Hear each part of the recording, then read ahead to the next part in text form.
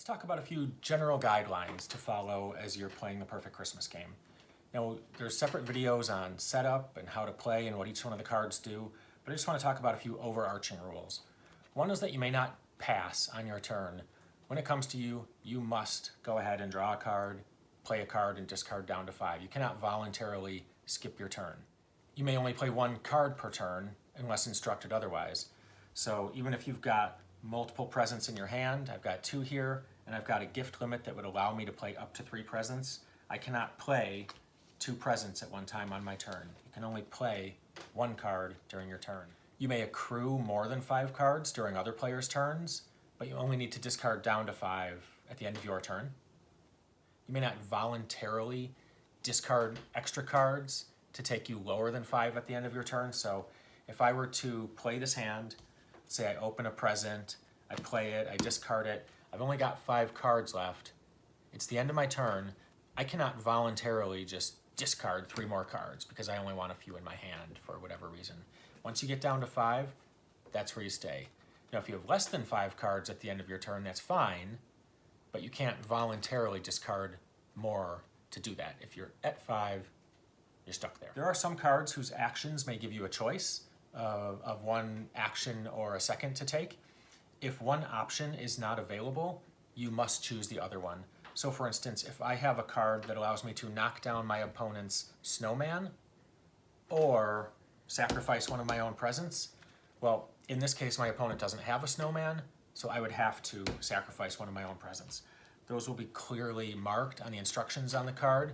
It usually has the word alternatively, so be on the lookout for that. Do be mindful of the language on the cards.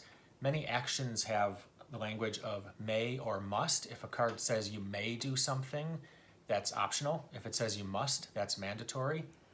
There are cards that may say draw up to 2 cards.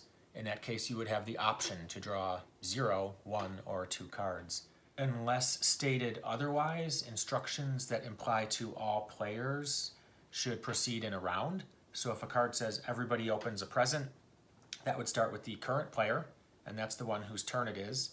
They would go, and then you would follow the same order of operations that you're following for the game itself, and everybody would open a present in a round. One more thing I want to point out is that there are some cards that may cause you to perform an action, which in turn causes another player to play a card, which may in turn cause another player to play a card.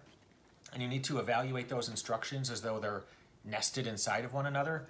So just for instance, if I open up a present that says, force your opponent to open up one of their presents, you would pause this first action. I mean, you would pick the opponent that needs to do that, and you would pause any other instructions this has. That opponent would then open up a present, and if that has instructions on it, they would read those and perform those actions.